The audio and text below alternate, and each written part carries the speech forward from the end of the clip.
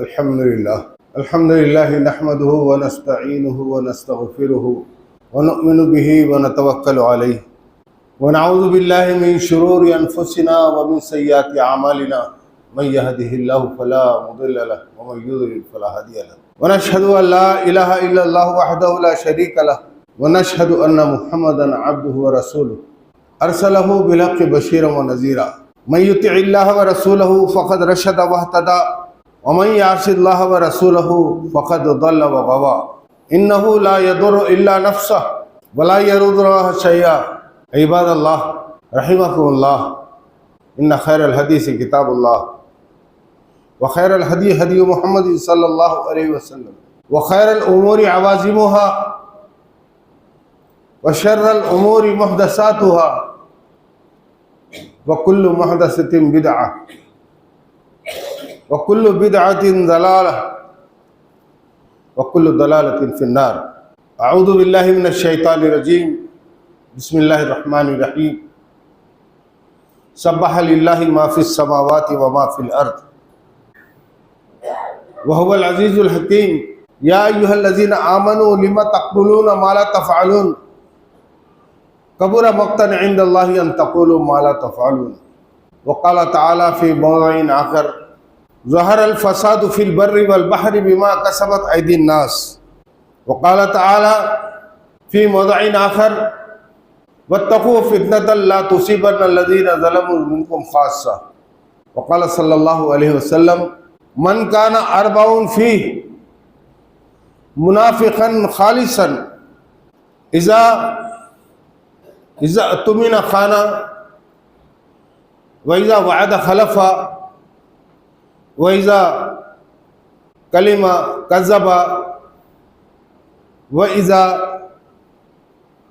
خاصم فجر او كما قال صلی اللہ علیہ وسلم اللهم صل على سيدنا مولانا محمد وعلى آل سيدنا مولانا محمد كما صليت وسلمت وباركت على إبراهيم وعلى آل إبراهيم إنك حميد مجيد برادران اسلام، ملت کے شفیق بزرگوں اور نوجوانوں، ساری تعریفیں اللہ رب العزت کے لیے ہے جو اس کائنات کا خالق بھی ہے، مالک بھی ہے اور حاکم بھی ہے، اور بے شمار درود و سلام ہو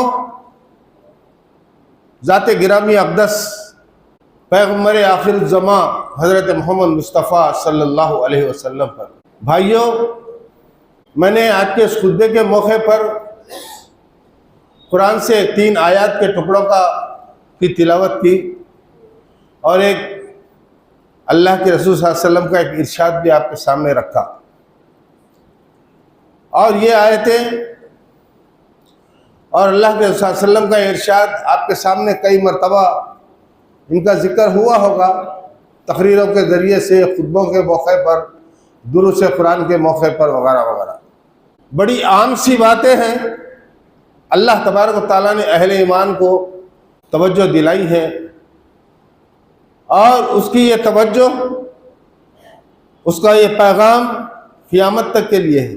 آج سے 1450 سال پہلے جب اس کا یہ کلام نازل ہوا تو قیامت تک کے لیے اس کے احکام برقرار ہیں، مگر اس بات کا ہم کیا کریں؟ ہم سنتے ہیں، بڑی بڑی مجلسوں میں اور جلسوں میں بھی سنتے ہیں، مختلف موقع پر سنتے ہیں، لیکن یہ بڑی جو ہے ہماری کمیونٹی کی، ہماری سوسائٹی کی، مسلم معاشرے کی ایک بہت بڑی ٹریجڈی بن چکی ہے، ایک المیہ بن چکا ہے۔ کیا؟ سنو اور جھٹک دو۔ اتنی مصروف ترین دنیا میں، اتنی مصروف ترین زندگی میں صبح شام آرام کے لیے جو ہے کوئی فرصت نہیں ہے۔ کھانے پینے کا مسئلہ بڑا اہم ہے، بیوی بچوں کی پرورش، ان کی نگہداشت، بچوں کی تعلیم ایک بہت بڑا مسئلہ ہے۔ یہ ساری چیزوں کے اندر ہم گھر چکے ہیں۔ اللہ تعالیٰ نے آج سے 1450 سال پہلے فرمایا ظہر الفساد فی البر والبحر بما کسبت ایدی الناس۔ اس وقت کیا حالت تھی اس عرب ملکوں کی، خاص طور پر شہر مکہ کی اور مدینہ کی اور اطراف کے بستیوں کی، جہاں صرف عربی لوگ رہتے تھے، اجمی لوگ نہیں تھے، غیر عربی لوگ نہیں تھے. اور آپ ہم اچھی طرح سے جانتے ہیں کہ پیارے رسول صلی اللہ علیہ وسلم کی آمد سے پہلے تک جہالت کوٹ کوٹ کر بھر چکی تھی، جاہل اور کندے ہو چکے تھے سارے لوگ. ایک واحد حضرت محمد مصطفیٰ صلی اللہ علیہ وسلم کو جب یہ حکم دیا گیا کہ اب آپ نبی بنائے گئے ہیں، آپ اپنی ذمہ داری پورا کیجئے، تو آپ اٹھے قُلُوا لَا إِلَهَ إِلَّا اللَّهُ تُفْلِحُوا کا نعرہ لے کر. لا الہ الا اللہ. آج بھی اس سے زیادہ کوئی جہالت نہیں ہے ہمارے پاس، اس سے زیادہ کوئی لا علمی نہیں ہے. ہاں کچھ رسوم و رواج خاص طور پر مسلمانوں کے لیے غیر اسلامی رسم و رواج درمیان میں موجود ہے ہماری مسلم سوسائٹی کے اندر، لیکن وہ ظلم، وہ ستم، وہ قتل غارت گری، وہ جنگیں جہالت کی نہیں ہیں. لیکن اس کے باوجود بھی کیا کریں کہ علم ہمارے پاس کون سا ہے، کہاں سے ہم علم حاصل کرتے ہیں، کیا ہم معلومات رکھتے ہیں. الحمدللہ نمازوں کی تو پابندی ہوتی ہے، ہم نماز بھی پڑھتے ہیں، روزانہ بھی پڑھتے ہیں، جمعہ کی نماز بھی پڑھتے ہیں، عیدین کی نماز بھی پڑھتے ہیں. لیکن میرے بھائیوں یاد رکھو، یہ نمازیں ہی صرف جو ہے اسلام نہیں ہے. نمازوں سے ہٹ کر اور بھی بہت فرائض ہیں جن کو ہمیں انجام دینا ہے. نماز ہے، روزہ ہے، زکوٰۃ ہے، حج ہے، یہ معلوم جو ہے فرائض ہیں، عبادات ہیں. اور بہت سارے لوگوں کو ابھی بھی جو ہے غیر معلوم ہے دوسری اور عبادتیں، یعنی جد و جہد، اللہ کے راستے میں انفاق، اللہ کے راستے میں ہجرت، اور اللہ کے راستے میں جو ہے صدقات، اللہ کے راستے میں جو ہے خیرات. اور سب سے بڑا فرض اللہ کے نزدیک جو چیز ہے، محبوب ہے، وہ اجتماعیت ہے. مسلمانوں کی اجتماعیت ہے، اجتماعی زندگی ہے. آج ہم مختلف جماعتوں میں جو بٹے ہوئے ہیں، آج میرے اور آپ کے لیے یہ اخلاقی، ایمانی اور دینی فریضہ ہے. ہم جتنے لوگ جن جماعتوں سے منسلک ہیں انہی جماعتوں سے منسلک رہے، پہلی بات. دوسری بات یہ کہ دوسری ایک جماعت کے لوگ دوسری جماعت کے لوگوں سے کوئی اختلاف نہ کریں. اور جو لوگ ایک کثیر تعداد، ایک بڑی تعداد، اس سے زیادہ تعداد کسی جماعت میں موجود نہیں، کسی جماعت میں نہیں ہے، نہ تبلیغی جماعت میں ہے، نہ جماعت اسلامی میں ہے، نہ اہل حدیث میں ہے، نہ جمعیت العلماء میں. جمعیت العلماء میں تو جو ہے صرف علماء حضرات ممبر سے ہوتے ہیں. آپ کو معلوم ہے قرآن سے بھی، احادیث شریفہ سے، حضور صلی اللہ علیہ وسلم کی سنت سے یہ بات ثابت ہے کہ جماعتی زندگی فرض ہے ہمارے پر. وَاعْتَصِمُوا بِحَبْلِ اللَّهِ جَمِيعًا وَلَا تَفَرَّقُوا. اللہ کے اس دین کو مضبوطی سے سب مل کر تھام لو. اس کا کیا مطلب ہے؟ ایک جماعت بن جاؤ، جماعتی زندگی گزارو. یہ فرض نہیں ہے. اقیموا الصلاۃ، نماز پڑھو، یہ فرض ہے. ایک ساتھ جماعت کی زندگی گزارو، یہ بھی فرض ہے، مگر ہم فرض نہیں سمجھتے. ہمارے سمجھ کی کمزوری ہے، ہماری ناسمجھی ہے، ہم اس کو فرض نہیں سمجھتے. قرآن میں جو بھی ذکر ہے، جس بات کا بھی حکم دیا گیا ہے، وہ فرض کی اہمیت رکھتا ہے. فرض means duty, duty is duty. کون ہے؟ تو جماعتی زندگی اللہ کے رسول صلی اللہ علیہ وسلم نے فرمایا بالجماع. آمرکم بالخمس سے پہلے فرمایا بالجماع. جماعت کو اختیار کرو، جماعت میں داخل ہو جاؤ، جماعتی زندگی کو اختیار کرو. بعض لوگ بولتے ہیں بھائی میں سب جماعتوں میں ہوں، بیوقوف آدمی ہے. حیدرآباد کو اگر آپ جانا ہے، ورنگل کو جانا ہے، تو جو پورے 4 بسیں کھڑے تھے، 4 بسوں میں بیٹھ کے جاتے، ایک ہی بس میں بیٹھ کے جاتے. اسی لیے زندگی گزارنے کے لیے ایک جماعت کی ضرورت ہے، جماعتی زندگی، تاکہ جو ہے کوئی امیر ہو، کوئی ہمارا ناظم ہو، کوئی ہم کو جو ہے اچھی بات بتائے، حکم دے، ہم اس کی پیروی کریں. جب ہم اس کی پیروی کریں گے، اس کی بات کو سنیں گے، سمجھیں گے، تو یہ جو ہے اللہ کے رسول کی اطاعت ہے. اطیعوا اللہ والرسول واولی الامر منکم کہا گیا. اللہ کی اطاعت، اللہ کے رسول کی اطاعت، اور تمہارے اپنے ذمہ داروں کی اطاعت. اس میں امام بھی ہے، اس میں امیر بھی ہے، اس میں ناظم بھی ہے، اس میں سبھی ہے، اس میں باپ بھی ہے، اس میں استاد بھی ہے، اس میں سبھی ہے۔ تو اس اجتماعیت سے آج ہم الگ رہ کر ہماری ایک بہت بڑی تعداد مسلمانوں کی اس ملک میں بہت بڑی جو ہے غلطی کر رہی ہے۔ اسی لیے جو ہے ظہر الفساد فی البر والبحر بما کسبت ایدی الناس۔ کسی بھی برائی کا، کسی بھی نافرمانی کا یا کسی بھی غیر اسلامی رسم و رواج کو ختم کرنے کے لیے وہ قوت موجود نہیں ہے ہمارے پاس کہ ہم بائیکاٹ کریں، ہم جو ہے رک جائیں یا لوگوں کو روکیں تو لوگ جو ہے بات کو مان لیں۔ اسی لیے نہیں ہو رہا۔ ایک بگاڑ کی صورت ہے جو پیدا ہو گئی ہے۔ ایک عمومی حیثیت، ہندوستان کی جو عمومی حیثیت ہے ہمارے عوام کے اندر، جو ہندوستانی سماج ہے، ہندو، مسلم، سکھ، عیسائی وغیرہ،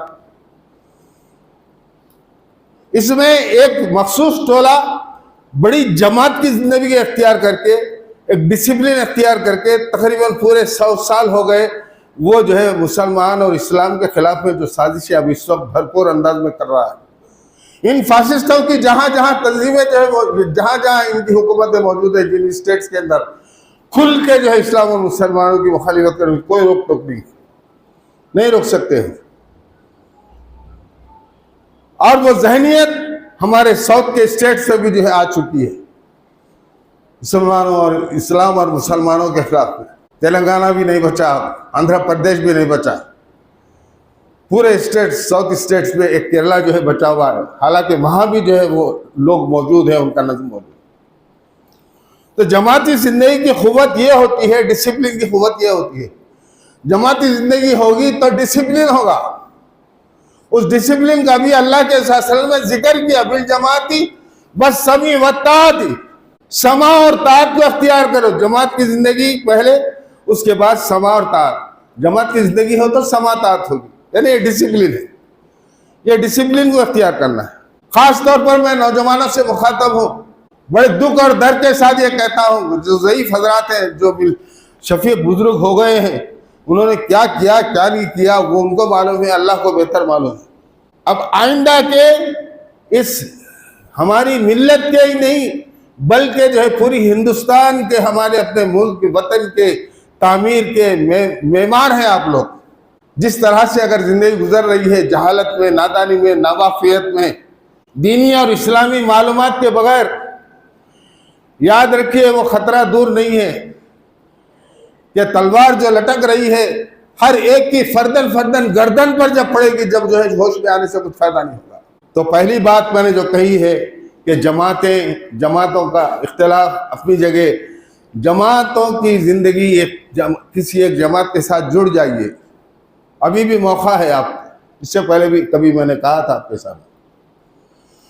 دوسری اہم بات، دین اسلام کے اندر کچھ مسائل ہیں جن کو فروعی مسائل ہم کہتے ہیں، فرائض سے ہٹ کر فروعی مسائل۔ فرائض میں کسی کو کوئی اختلاف نہیں ہے، کسی جماعت کو، کسی مسلک کو۔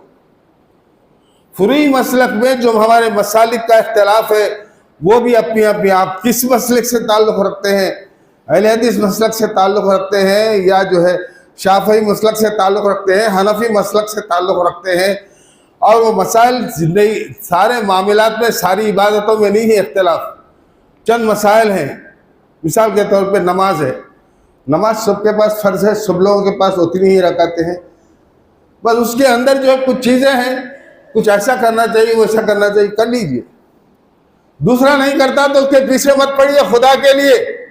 ایک مسلمان بھائی دوسرے مسلمان بھائی کے خلاف میں ایک کیا کہتے ہیں کہ غلط انداز میں دین کے نام پر پیچھے نہیں پڑنا چاہیے۔ نماز پڑھ رہا ہے، جو بھی پڑھ رہا ہے پڑھنے دیجئے، نماز پڑھنے دیجئے۔ سب اتنے ہی رکعتیں پڑھ رہے ہیں، سب وہی نمازیں پڑھ رہے ہیں۔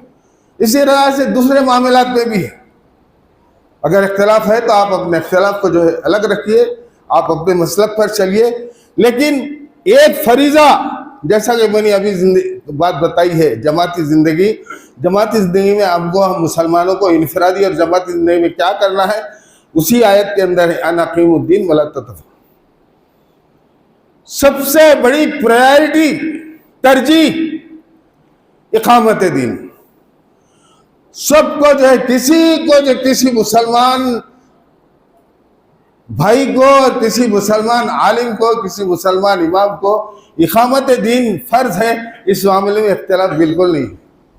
اس کے لیے کام کریں، اقامت دین کے لیے کام کریں، اللہ کے دین کو قائم کرنے کی فکر میں رہیں، اللہ کے دین کو قائم کرنے کے لیے جو ہے ہم ایکجٹ ہو جائیں، اور اللہ کے دین کو جو ہے جس پہلو میں جس مقام پر جس کارنر پہ جس میدان میں جو ہے ہم اقامت دین کر سکتے ہیں ضرور کریں۔ یہ ہے اصل مسئلہ۔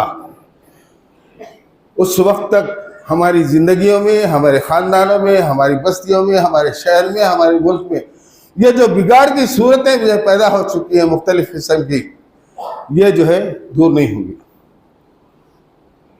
ہم دور نہیں کر سکیں گے۔ اس لیے کہ ہم کو نیکیوں کو قائم کرنے اور بدیوں کو جو برائیوں سے لوگوں کو روکنے کے لیے جو اللہ تبارک و تعالیٰ نے روانہ کیا، یہ ذمہ داری ہمارے اوپر ہے۔ اور یہ اقامت دین کے مختلف اجزاء ہیں یا مختلف پہلو ہیں، چاہے وہ نماز ہو، روزے ہو، معاملات کی درستگی ہو، یا پھر رشتوں کا پاس و لحاظ ہو، اور بڑوں کی خدمت ہو، چھوٹوں سے محبت ہو، شفقت ہو، حلال سے جو ہے حرام سے جو ہے پرہیز کرنا، حلال کو جو ہے اختیار کرنا، یعنی جائز کو اختیار کرنا، ناجائز کو چھوڑ دینا، ناجائز چیزوں سے دور رہنا، یہ سب اقامت دین کا حصہ ہے۔ اپنے بچوں کو دینی تعلیم اور تربیت دینا، یہ بھی اقامت دین کا ایک حصہ ہے۔ اگر آپ بچوں کو دینی تعلیم اور تربیت نہیں کر رہے ہیں، صرف ڈاکٹر اور انجینئر ہی بنا رہے ہیں، تو ظاہر بات ہے کہ جو ہے آپ اقامت دین کا کام نہیں کر رہے بچوں کے اوپر۔ کل وہ بچے وہ کام نہیں کریں گے اقامت دین کا، اللہ کے دین کو قائم کرنے کا، نہ خود قائم رہیں گے، نہ جو ہے اپنے بھی بچوں کو جو ہے وہ تعلیم دے سکیں گے۔ اقامت دین زندگی کے ہر جو ہے پہلو میں جو ہے اللہ کے دین کو قائم کرنا، اس میں چھوٹی چیزیں بھی ہیں، بڑی چیزیں بھی۔ تیسری اہم چیز اس موقع پر میں نے قرآن کے اندر جو آیت پڑھی تھی، یا ایھا الذین آمنوا لم تقولون ما لا تفعلون۔ ہماری زندگیوں میں جو بگاڑ کی جو اصل وجہ ہے وہ ہمارے جو ہے ہمارا بیہیویئر ہے، اس کے اندر ذکر کیا گیا۔ تم وہ بات کہتے کیوں ہو جس پر عمل نہیں کرتے؟ لم تقولون ما لا تفعلون۔ یہ بات ہمارے درمیان میں عام ہو گئی ہے، ہم بولتے ایک ہیں اور کرتے کچھ۔ اللہ کو یہ ناپسند ہے، کبر مقتا عند اللہ ان تقولوا ما لا تفعلون۔ اللہ کو یہ چیز بالکل ہی پسند نہیں ہے کہ تم بولو کچھ اور کرو کچھ۔ دوستو، ہمارے پروردگار، ہمارا خالق، ہمارا مالک ہی نہیں بلکہ کل کی آخرت کی جنت اور دوزخ والی اس محشر کی زندگی میں ہم سے پوچھنے والا ہے، اس کے سامنے ہم کھڑے ہو کر جواب دینے والے ہیں۔ ماہ ربیع الاول آتا ہے تو ہم کو فکر ہوتی ہے کہ اللہ کے رسول صلی اللہ علیہ وسلم کو ہم کیا صورت دکھائیں گے جب قیامت آتا ہے۔ اللہ کے رسول صلی اللہ علیہ وسلم کو صورت دکھانا تو بات کی بات ہے، اس سے پہلے اللہ کو ہم کیا صورت دکھائیں گے یہ فکر کریں۔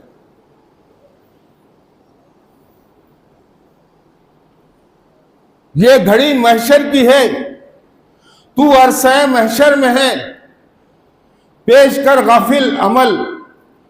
اگر کوئی دفتر میں ہے، یہ موقع جو ہے اس وقت کا حشر کا یہ ہوگا، صرف اعمال دیکھے جائیں گے، اعمال تولے جائیں گے، اعمال پرکھے جائیں گے، سچائیاں کتنی ہیں، نیکیاں کتنی ہیں، برائیاں کتنی ہیں، یہ دیکھا جائے گا۔ دوستو، آج جو موقع ہے، آج بھی جو ہے اس 1400 سال پہلے یا 2500 سال پہلے جو انبیائی جو ہے جوش تھا، انبیائی عزم تھا، انبیائی کام تھا، آج اس کی ضرورت محسوس ہو رہی ہے۔ یہ دور اپنے براہین کی تلاش میں ہے، علامہ اقبال نے کہا غالباً یہ دور آج بھی جو ہے براہین کی تلاش میں ہے۔ ابراہیم علیہ السلام یعنی اس جذبے کی، اس کیفیت کی، اس کام کی، اس فکر کی، اور اس طرح اللہ کے راستے میں نکل جانے کی آج ضرورت ہے۔ सनम कदा है जहां ला इलाहा इल्लल्लाह, दूसरा मिसरा उसका। सनम कदा यानी बुतखाना, शिर्क की भरमार है। बड़े अफसोस के साथ कहना पड़ता है कि हम मुसलमानों के अंदर भी शिर्क घुस गया है, एक और नमूने से और अशकल से। हम समझते हैं कि हिंदू ही जो है मुशरिक है, काफिर है, नहीं। इसीलिए जो हदीस मैंने आपके सामने पढ़ी है वो जो है बात रखकर अपनी बात को खत्म करना चाहता हूं। 4 खसलतें, 4 आदतें, 4 बुरे अखलाक का जिक्र किया गया है उस हदीस में। जिस इंसान के अंदर होंगी वो पक्का मुनाफिक है। मुखलिसन, मुनाफिकन, खालिसन कहा गया, पक्का मुनाफिक। जब भी कुछ बोलता है तो झूठ बोलता है, यानी झूठा होता है मुनाफिक। कोई अमानत रखी जाए तो खियानत करता है, और फिर वादा करता है तो वादा खिलाफी करता है, वादा पूरा नहीं करता। चौथी चीज, जब भी किसी से झगड़ा होता है, इख्तलाफ होता है, गालियों पे उतर आता है। इज़ा खासमा फजरा, जब भी कोई लड़ाई होती है तो कालम बुरे। आज क्या हाल है हमारे नौजवानों का? कौन सी गाली छूटी हुई है उनके मुंह से, कौन सा झूठ छुटा हुआ है, कौन से वादे छुटे हुए। भाई कल आके जरा काम कर दो ना, बहुत अर्जेंट है, जो है भाई बड़ा फंक्शन है, मेहमान आ रहे हैं। कल कब आ रहा है सर? 10 बजे। नहीं, मैं 9 बजे आ जाता हूँ, शाम तक पता नहीं। क्या वादा किया है? क्या फुकट में कर रहे हैं? पैसे लेके कर रहे, मेहनत कर रहे, मजदूरी कर रहे। ऑफिस में जाएंगे, भाई जो है मेरा एक फाइल था, जो है इसको जरा थोड़ा निकालना है, जरा देखना है काम हुआ कि नहीं। जब ये उसके सामने निकाल के देखते, उसके बाद बोलते कल आ जाओ, हो जाता, नेक्स्ट वीक आ जाओ, हो जाता। नहीं होता, रिश्वत के इंतजार में।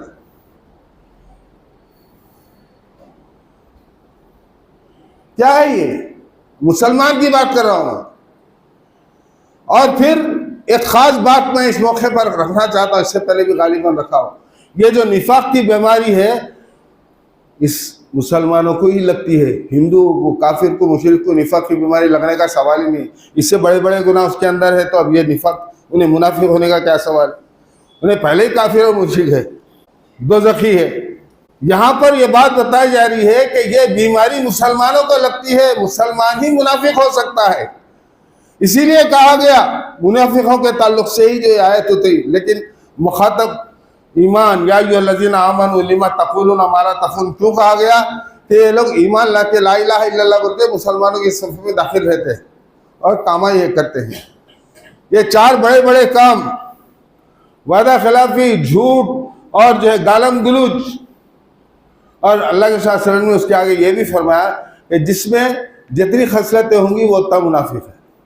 1 है 25% मुनाफिक, 2 है 50% मुनाफिक है, 3 है 75% मुनाफिक, पूरे है तो 100% मुनाफिक। और मुनाफिक का जो है हिसाब किताब नहीं होगा, सीधा जो है उसको बताया कि दोज़ख में डाल दिया जाएगा। कुरान में है अल मुनाफिकूना फी दरकिल अस्फली मिनन नार इन्नल मुनाफिकीन, दोज़ख में डाले जाएंगे, वो भी सबसे पहले नीचे, अंदर नीचे दर्जे के अंदर होंगे, उसके बाद ये काफिर और मुशरिक वगैरह डाले जाए। कुछ समझ में आ रही बात? नौजवानों, जिंदगी जितनी भी है बहुत पड़ी हुई है नौजवानों के लिए। क्या करना है सोच लीजिए।